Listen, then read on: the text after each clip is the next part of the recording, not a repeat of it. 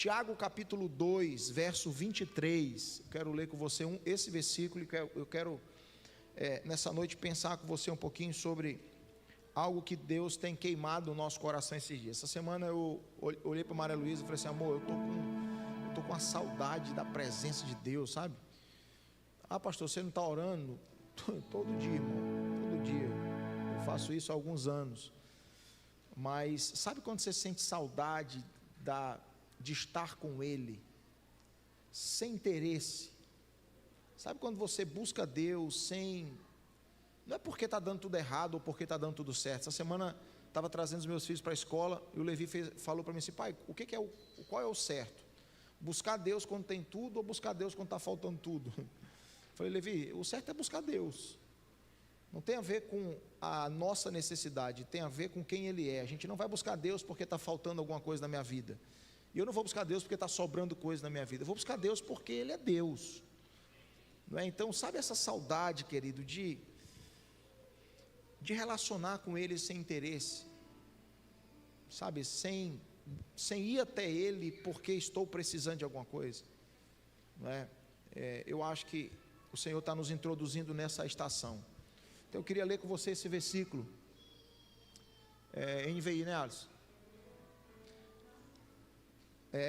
Diz assim: cumpriu-se a escritura que diz: Abraão creu em Deus, e isso lhe foi atribuído como justiça. Amém?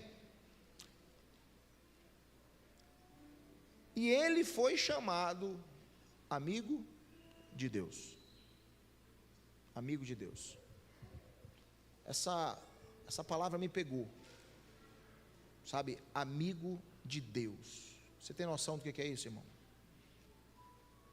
Você tem noção do que é ser amigo de Deus? Você ser amigo de alguém é algo natural, normal, não é? Agora, você ser amigo de Deus, para você entender, eu queria muito que você me desse a sua atenção de presente. Tenta não se movimentar muito. Eu preciso muito que você esteja atento nessa noite. Pai, que a Tua palavra possa aquecer o nosso coração, que nós possamos nessa noite ser marcados pela Tua amizade, pela Tua presença, que nós possamos, em nome de Jesus, Senhor, ser visitados por Ti aqui. É a minha oração em nome de Jesus. Para você entender esse versículo, eu preciso trazer para você o contexto. Tiago aqui, ele está tratando de um tema, de um assunto muito interessante. Tiago está tratando aqui da relação que há entre fé e obra. Se você ler o capítulo todo, você vai ver que esse é o ponto central desse capítulo. A relação que há entre a fé e as obras. E Tiago está, quando ele trata desse assunto, o que ele faz? Ele está combatendo uma compreensão que é distorcida. Tiago está combatendo um entendimento equivocado, não é? Da fé como sendo algo meramente intelectual. Tiago está combatendo o entendimento equivocado da fé como sendo algo inativo. Ele está combatendo o entendimento errado da fé como sendo algo que não se move. É isso que ele está combatendo. Então ele afirma aqui que a fé verdadeira, ela é viva. A fé verdadeira não é algo morto, ela é viva. A fé verdadeira é atuante. Quem crê se move. Você está aí? Quem crê se movimenta. Então ele está dizendo que a fé verdadeira, ela é visível nas obras. É isso que ele está dizendo aqui. Então, nesse trecho, Tiago usa o exemplo de Abraão. Olha que coisa interessante. Por que Tiago está usando o exemplo de Abraão? Porque Tiago está usando Abraão como um exemplo prático de alguém cuja a sua fé foi evidenciada. Irmãos, eu estava conversando com os meus filhos essa semana. Abraão é conhecido como o quê? Como pai da fé. Você veio para o culto hoje? Pai da fé. Me mostra um milagre que Abraão fez. O cara, para ser conhecido como pai de alguma coisa, ele deve fazer. Se ele é o pai da fé, é o cara que curou demais, teve fé para curar muita gente, teve fé para resolver muitos problemas, sim ou não? Me mostra um milagre que Abraão fez. Quantos doentes Abraão curou? Quantos mortos Abraão ressuscitou? Então por que ele é conhecido como pai da fé, irmãos? Pedro, cuja sua sombra curou pessoas, poderia ser esse cara. Você concorda comigo? Paulo poderia ser esse cara, que o seu lenço curou gente. Mas Abraão, Tiago usa aqui Abraão como exemplo prático de alguém cuja sua fé ficou evidenciada, irmãos, em ações concretas. Ações concretas. E uma dessas ações demonstrou que Abraão de fato era um homem de fé, mesmo nunca tendo curado ninguém. Que ação foi essa? O sacrifício do seu filho. O sacrifício, a entrega de Isaac. Gênesis capítulo 22 conta essa história. Então Abraão foi usado aqui por Tiago como alguém que tem como sua principal marca a fé, por causa de uma ação ou das suas ações concretas. Então Tiago afirma aqui que depois de demonstrar fé o suficiente para entregar o seu filho, Abraão foi chamado de amigo de Deus. O que isso tem a ver? Fé, obra, amizade com Deus. Preste atenção. Esse título, amigo de Deus, não foi dado para Abraão por acaso. Tiago tinha como pano de fundo a entrega de Abraão, a fé de Abraão, a profunda fé de Abraão ao ponto de entregar o seu filho. E esse título de amigo de Deus não foi dado por acaso. Sabe por que Tiago chama Abraão de amigo de Deus? Porque, irmãos, apenas alguém profundamente íntimo de Deus seria capaz de obedecê-lo de forma tão radical. Você está aí? Somente uma pessoa que tinha uma profunda intimidade com ele, que tinha uma intensa amizade com ele, poderia obedecê-lo em uma situação completamente desumana. Quem entrega o seu filho como um sacrifício, irmãos? Só Deus. Por isso que eu falei que é desumano. Então Tiago chegou a uma conclusão.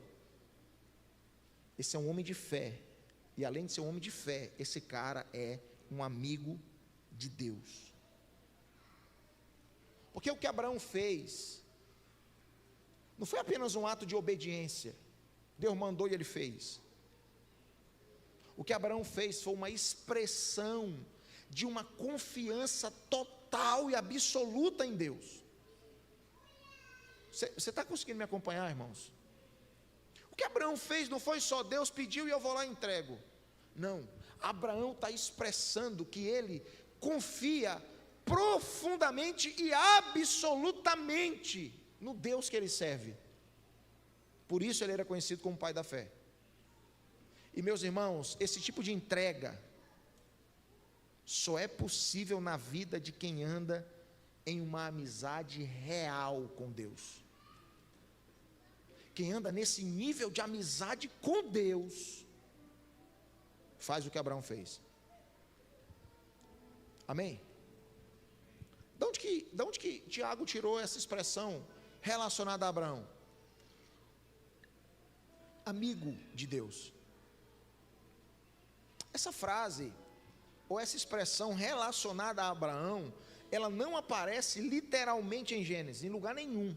Em lugar nenhum em Gênesis diz, no livro que conta a história de Abraão, em lugar nenhum diz que Deus chamou Abraão de seu amigo. Então Tiago não tirou isso das Escrituras. Ele não estava se baseando nas Escrituras para afirmar que Abraão era amigo de Deus. Onde que Tiago estava se baseando? Qual era o seu balizador? Ele estava se baseando na tradição judaica. Põe para mim aqui, por favor, 2 Crônicas 20, versículo 7.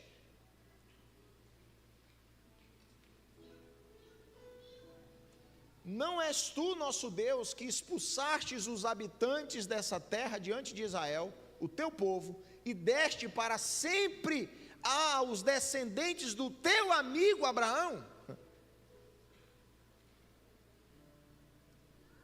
Põe aqui para mim Isaías capítulo 41, verso 8.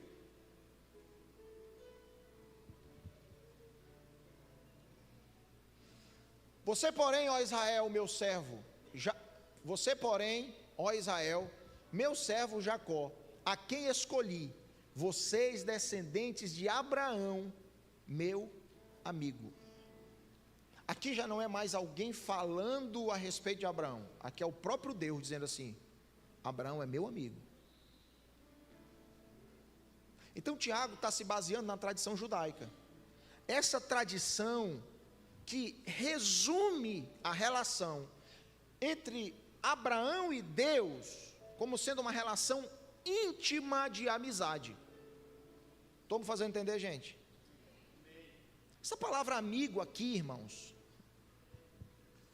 ela é traduzida do grego, em Tiago, ela é traduzida do grego philos, que significa proximidade, implica confiança, relacionamento mútuo, amizade que não é só de um lado, mas que ambos estão interessados e envolvidos na relação. O que Tiago está dizendo era que não era só Abraão que se relacionava com Deus, mas era Deus que desejava se relacionar com Abraão. Irmão, que loucura! Imagina Deus desejando se relacionar com um ser humano mortal, como eu e você. É isso que Tiago está falando aqui. Então, quando Tiago olha para a entrega de Abraão, ele não vê Abraão apenas como um servo obediente. Ele vê alguém com quem o próprio Deus compartilha os seus planos. Eu estou trazendo você para a perspectiva de Tiago, amém? Então Tiago não vê alguém obediente, um servo obediente, para esse cara aqui Deus manda, ele faz. Não, ele vê alguém que tem uma relação mais íntima, alguém com quem Deus reparte o que ele está fazendo. E sabe por quê, irmãos, que Abraão chegou nesse lugar? Porque Abraão alcançou o entendimento. Presta atenção nisso, me ouça. Abraão entendeu que Deus não deseja, ele entendeu que Deus, ele deseja amizade e não apenas servidão. E esse é um princípio que nós precisamos entender hoje. Nós servimos um Deus que deseja amizade muito mais do que servidão. Ele deseja ser seu amigo muito mais do que ele deseja ser o seu Senhor. Lembra de Jesus em João capítulo 15? Eu não chamo mais vocês de servos, agora eu chamo vocês de amigos. O que ele está fazendo? Ele está evoluindo na sua relação. Ele está dizendo: a nossa relação já não é mais de senhor e servo, agora é de um amigo para outro. Quantos estão entendendo isso, irmãos?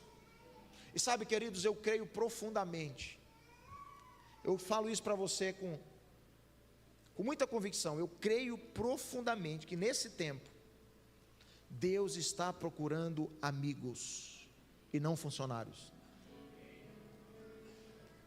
Deus não está procurando pessoas para servi-lo, Deus está procurando aqueles com quem Ele pode se relacionar. Ai, como eu gostaria que o seu coração fosse alcançado nessa noite, por esse profundo desejo de se tornar mais íntimo de Deus. Ele está procurando pessoas, irmãos, que carregam um profundo desejo de se relacionar com Ele profundamente, muito mais do que desejam apenas servi-lo. Eu consigo, sei lá, de uma forma sobrenatural, perceber esse desejo do próprio Deus. Pessoas que estão dispostas a entregar tudo, estão dispostas a entregar tudo, muito mais do que elas estão dispostas a fazer muitas coisas, porque nem todo mundo que está disposto a fazer coisas está pronto para entregar tudo. Você consegue entender isso? Deus está procurando amigos que têm coragem de entregar o que Ele está pedindo, porque entregar o que Ele está pedindo é diferente de entregar o que você quer entregar, porque nem sempre o que eu quero entregar é o que Deus está me pedindo. Nós temos irmãos, uma mania de barganhar com Deus, queremos entregar o que eu quero entregar, para não ter que entregar o que Ele está me pedindo. Vocês estão entendendo isso? Deus está procurando amigos. Deus está procurando amigos. Ele está procurando relação muito mais do que movimento. Você pode dizer um amém? Irmãos, Deus quer intimidade antes de ter atividade. Deus quer se tornar íntimo, porque nós nos envolvemos com tantas atividades, que no final das contas estamos perdendo a intimidade com Deus. Nós estamos fazendo tanta coisa, estamos nos tornando cada vez mais ativos e cada vez menos íntimos. Parece que quanto mais a gente faz coisas para Ele, mais distante dele a gente vai ficando.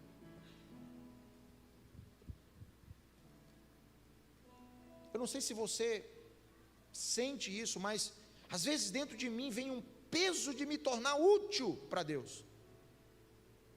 Me usa, Deus, me usa. É porque nós queremos nos tornar úteis. E Ele está dizendo: não, eu só quero relacionar contigo. Só quero uma relação. Deixa eu te falar uma coisa, irmãos. A amizade com Deus pode mudar o rumo de uma história. E eu vou te provar isso na Bíblia. Abra sua Bíblia comigo em Êxodo 33.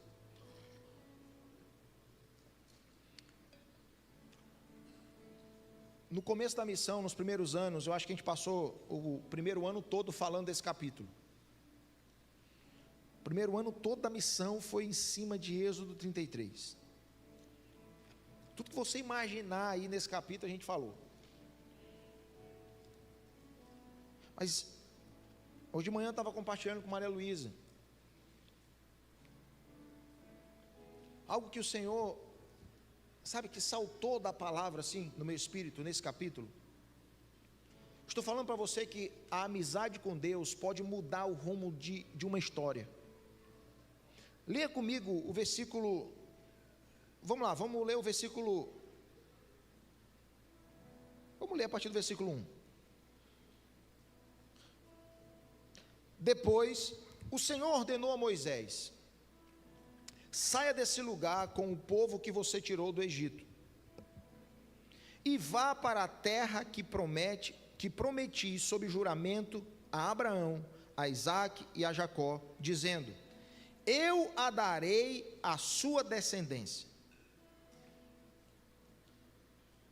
Mandarei à sua frente um anjo, E expulsarei os cananeus, os amorreus, os hititas, os ferezeus, os heveus e os jebuseus. Presta atenção, Deus está dizendo assim, ó, eu prometi algo para Abraão, para Isaac e para Jacó.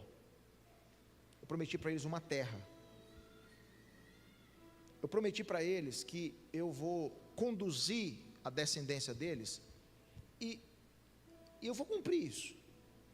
Agora, Moisés, presta atenção, eu estou falando para você agora que eu vou, além de levar vocês para a terra prometida, eu vou colocar um anjo para acompanhar vocês. Na frente de vocês eu vou colocar um anjo, e eu vou expulsar todos os inimigos. Irmão, o que Deus pode fazer mais para esse povo? Terra prometida, presença espiritual, é tudo que a gente quer. Terra prometida, presença espiritual, autoridade contra os inimigos. Agora, verso 3: vão para a terra onde fluem leite e mel. Coisa linda. Aí ele continua dizendo assim, ó, eu, porém, não irei com vocês, pois vocês são um povo obstinado, e eu poderia destruí-los no caminho. O que Deus está, como que Deus se manifesta nesse versículo, especialmente no versículo 3? Deus está sendo misericordioso. Irmãos, a ausência de Deus é uma medida protetiva contra o povo. Deus está dizendo assim, se eu for, vocês morrem, então eu vou recuar, para preservar a vida de vocês. Você está entendendo isso? Então, Deus aqui estava decidido, não vou mais com vocês, não sigo mais viagem com vocês. Deus estava decidido a não acompanhar mais o seu povo, irmãos. Então, apesar de Israel continuar a sua jornada, a sua viagem rumo à terra prometida, a terra que ele prometeu para Abraão, para Isaac, para Jacó, a terra que mana leite e mel, a terra que era exatamente como uma promessa, apesar de Israel estar seguindo essa jornada, Deus disse que não iria com o povo, não os acompanharia. Deus está dizendo assim, olha, vocês vão ter as bênçãos, mas não terão a presença. O que nós escolheríamos, irmãos? Ah, não, então está fechado aí, não precisa vir não, se as bênçãos vão vir junto. Irmãos, eu não vou dizer 100% não, mas 99% das pessoas que estão nessa reunião nessa noite se sentiriam confortáveis, porque a maioria de nós aqui, ó, só queremos as bênçãos de Deus. Se Ele nos abençoar e não vier junto, problema dele. O importante é que eu estou sendo abençoado. Você está aí? Você está aí, irmão? Vocês terão as minhas bênçãos, mas vocês não terão a minha presença. Agora, meu amigo, deixa eu te falar uma coisa. Essa não é uma boa proposta para um amigo. Essa é uma boa proposta para um interesseiro. Para um amigo, não. Um amigo não se satisfaz com as bênçãos. Você está aí? Porque um verdadeiro amigo valoriza a companhia mais do que os benefícios da relação. Você se relacionar com alguém, perceber que esse cara está se relacionando contigo pelo que você pode oferecer para ele, você se sente usado, sim ou não? Você vai dizer que esse cara é um verdadeiro amigo? Sim ou não? Não. Essa proposta de Deus não era uma boa proposta para um amigo. E qual foi o motivo dessa decisão de Deus? Irmão, Deus estava decidido.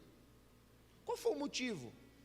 Verso 3, o motivo foi a obstinação do povo. Você está aí? Essa palavra obstinado é alguém teimoso, é alguém inflexível.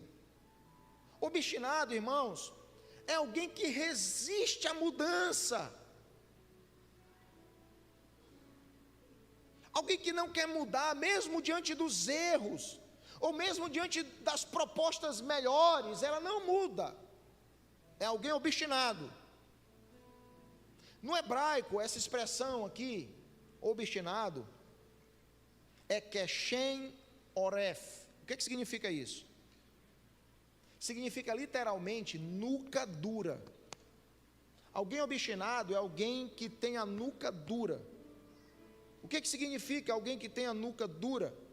Ele se recusa a se curvar. Ele se recusa a obedecer. É como um animal, irmãos, que resiste o jugo. Já viu o jugo que eles colocavam sobre os animais? Esse animal é obstinado, ele não se curva, não tem como colocar um jugo nele, ele não obedece. Isso que significa obstinado aqui. No contexto de Êxodo 33, Deus estava diante de um povo que tinha como marca o coração duro. Deus está dizendo, não, esse povo tem um coração duro demais, por isso eu não vou com vocês, por causa da dureza do coração de vocês. Um povo que resiste à correção. Irmãos, quanto mais duros nós formos, quanto menos quebrantados nós formos, menos nós iremos desfrutar da presença de Deus. Eu não sei como que você ouve isso, eu não sei o que você sente quando ouve isso. Deus dizendo, cara, vocês são frios, vocês são obstinados, vocês têm um coração duro, por isso eu vou me retirar.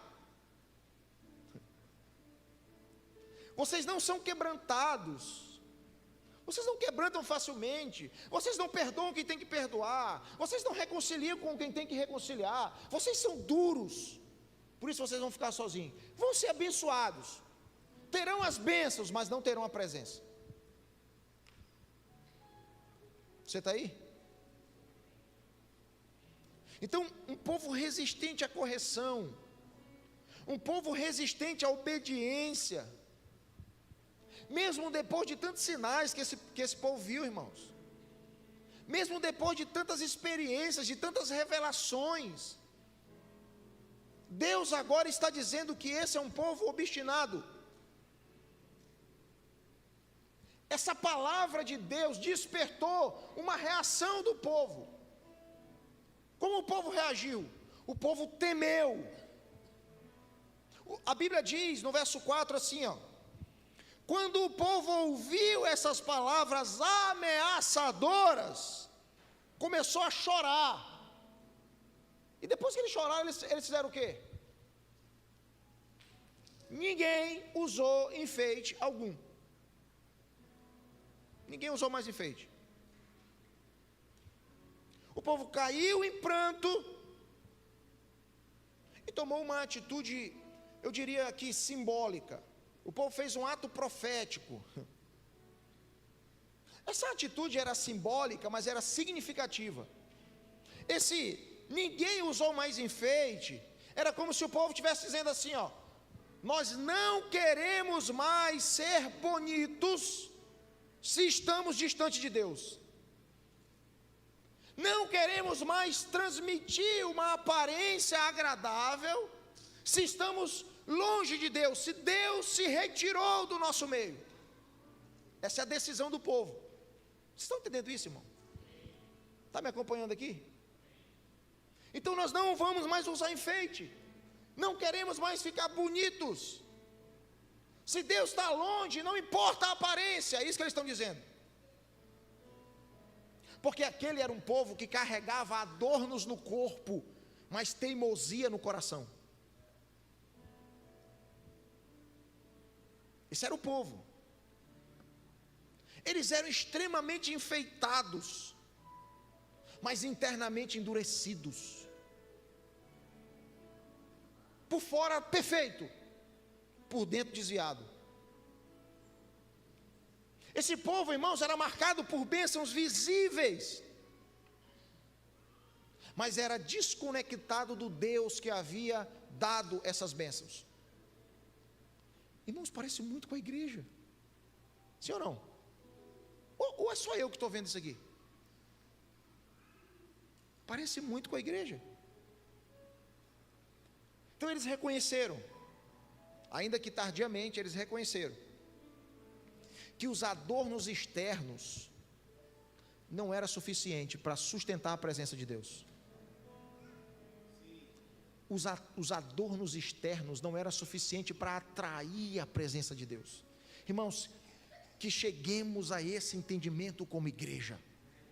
A aparência, os adornos, nada disso aqui atrai Deus. Como eu falei domingo, Deus está interessado no nosso coração, e ainda é esse o interesse de Deus. O pedido de Deus ainda é: filho meu, me dê seu coração. O problema é que como igreja, eu falo isso só que eu moro aqui em São Luís, que a gente mora em São Luís há 10 anos. Eu falo isso há mais de 10 anos, irmãos. Nós fomos tomados por uma cultura do adorno. O que significa isso, pastor? O enfeite da igreja é mais importante do que as colunas que sustentam essa estrutura. Por quê? Porque o enfeite deixa a aparência mais agradável, mas o que a gente não sabe é que são as colunas que sustentam a estrutura. Então nós investimos na aparência, mas não investimos nos fundamentos. Queremos que as pessoas sirvam a Deus, mesmo estando com seus corações completamente machucados e marcados.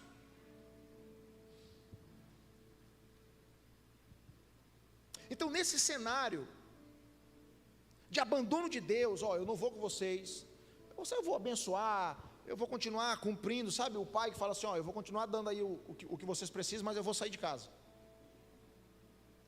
Eu não vou com vocês. Aí o povo começa a ficar com medo, chora, tira os adornos.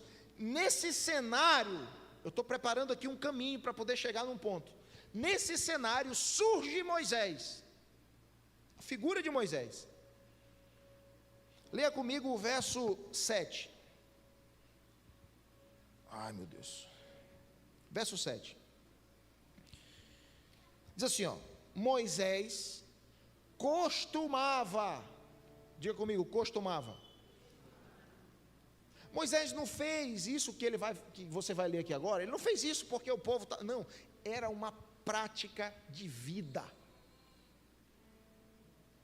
Moisés não fez isso, irmãos, porque olhou a necessidade do povo, o desespero do povo, a ausência de Deus. Rapaz, eu vou ter que ir para um lugar secreto. Não, era uma prática da sua vida. E você vai entender por que ele fazia isso. Moisés costumava montar uma tenda fora do acampamento, a certa distância. Ele a chamava de tenda do encontro. Quem quisesse consultar o Senhor ia até a tenda do encontro, fora do acampamento.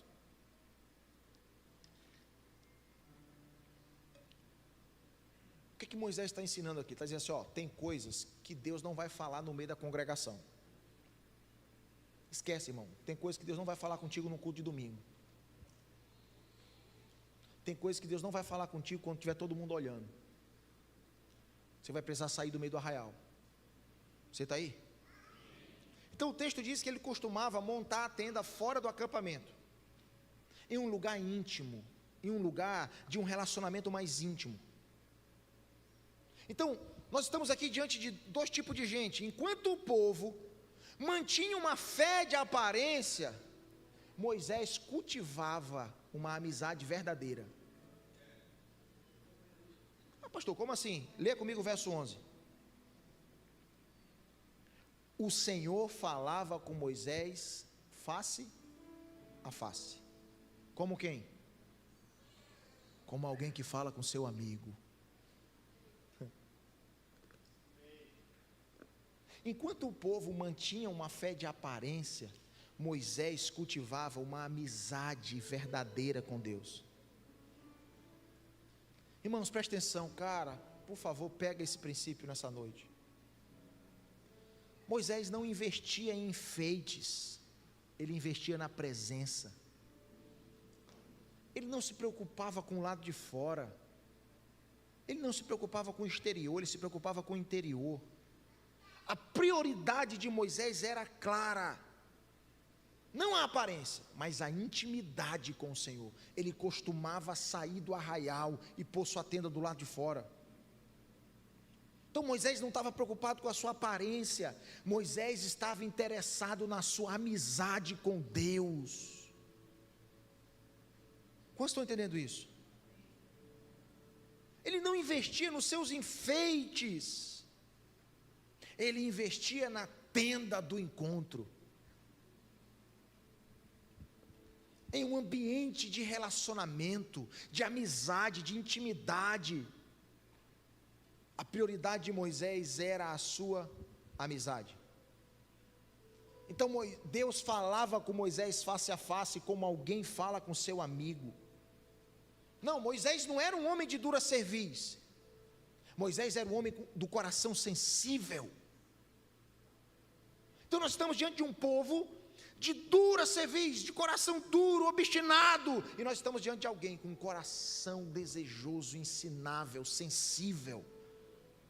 Moisés era um amigo de Deus, irmãos, e foi justamente esse amigo que ousou fazer o pedido mais audacioso que alguém poderia fazer aqui nesse texto.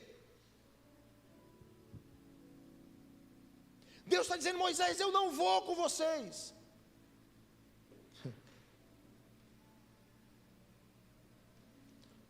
Verso 12: Moisés disse ao Senhor: Tu me ordenaste, tu me mandou, conduz o povo, mas não me permites saber quem enviará comigo. Disseste-me: eu conheço pelo nome e tenho me agradado de você. Agora, pega o verso 13 aí. Se te agradas de mim, revela-me os teus caminhos. Se eu estou agradando seu coração, irmão, isso aqui é um papo de amizade. Isso aqui não é como um funcionário fala com seu patrão. Isso aqui não é como um servo fala com seu senhor. Isso aqui é como um amigo fala com o outro. Você está aí, irmão? Se agrada de mim, revela-me os teus caminhos, para que eu te conheça e continue sendo agradável a ti. Meu amigo, lembra que essa nação é o teu povo.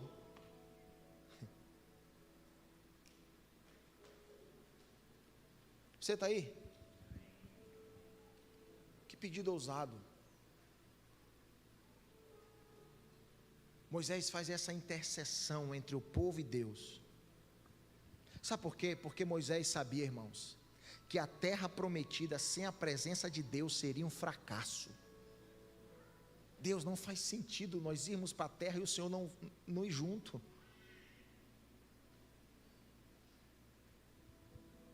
Você está aí? Aí no versículo 17, nós vimos a resposta de Deus. Versículo 17. Depois que Moisés faz esse pedido para Deus, o texto diz assim: ó, o Senhor disse a Moisés: eu farei o que você me pede. Cara, você tem noção do que você está lendo aqui?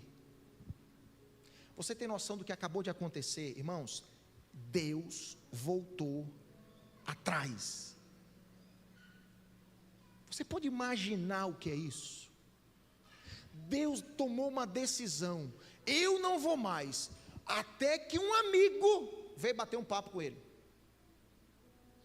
Ele falou assim: tá bom, tá bom. Você tem ideia do que é isso? O Deus eterno, o Criador de todas as coisas, aquele que tem o mundo na palma das suas mãos, decidiu algo. O Deus eterno havia tomado uma decisão, mas agora Ele reconsidera essa decisão por causa do pedido de um amigo. A amizade com Deus pode mudar o rumo de uma história. Não, você não está entendendo, irmão. Eu não estou falando de um sacerdote que foi lá oferecer sacrifício para Deus. Eu não estou falando de um líder que tinha estratégias para compensar a ausência de Deus. Eu estou falando de um amigo em um lugar secreto que mudou o rumo dessa história. Fez Deus voltar atrás e dizer: tá, antes eu não ia, mas eu não resisto a um pedido de um amigo.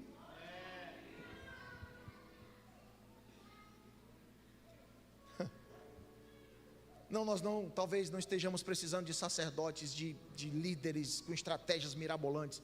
Nós só estamos precisando de amigos de Deus.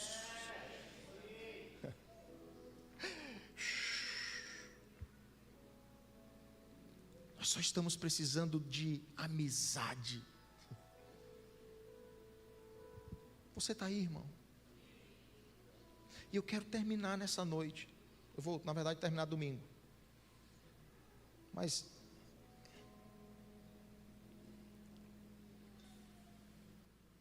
eu quero terminar nessa noite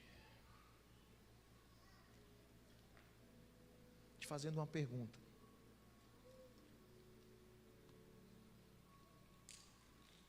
Até onde você está disposto a ir pela tua amizade com Deus? Abraão entregou o seu filho.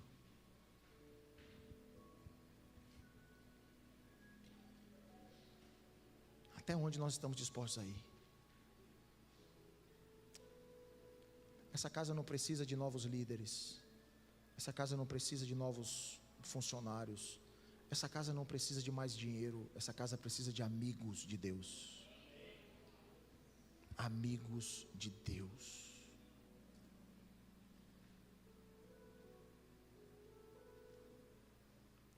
Vamos ficar de pé, vamos orar um pouquinho. Vamos adorar um pouquinho.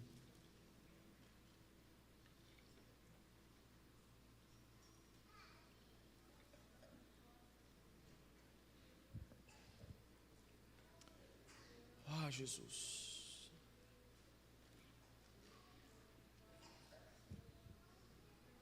Ah, Jesus. Encontra os teus amigos nessa casa, Senhor. Encontra os teus amigos aqui, Senhor. Jó capítulo 29, verso 4 diz assim: ó, como eu tenho saudade dos dias do meu vigor, quando a amizade de Deus abençoava a minha casa.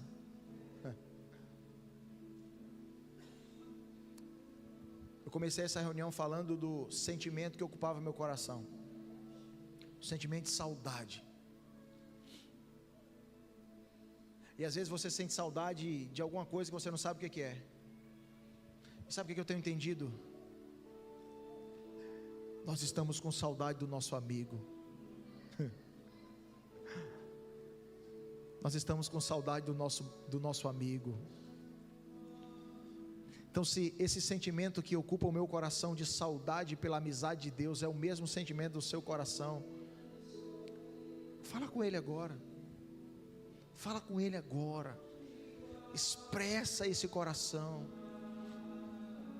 O que Moisés está dizendo é: Deus, meu amigo, vamos junto. Minha vida inteira é pra Deus está dizendo: não, Moisés, eu não vou. Ele está dizendo: não, meu amigo, se o Senhor não for, eu não vou. meu interior persegue. Ele está dizendo: Seguirei até eu abro o fim. mão dessa jornada se o meu amigo não for junto. Os meus dias são É isso que pra Moisés ti. está dizendo: eu abro mão dessa jornada se o meu amigo não for junto. Meu coração com todo Ouça, ele fala assim, ó: então Moisés lhe declarou: se não fores conosco, não nos faça sair daqui.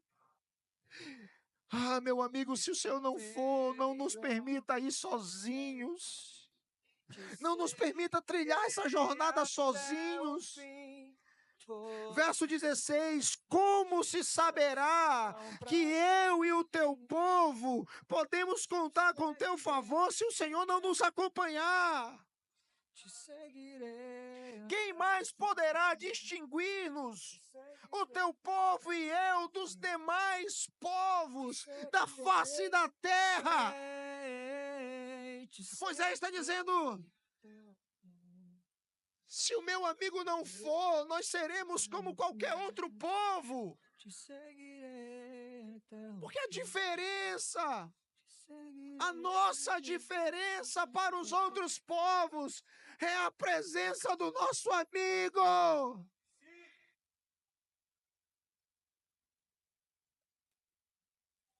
Abra mão de andar sozinho.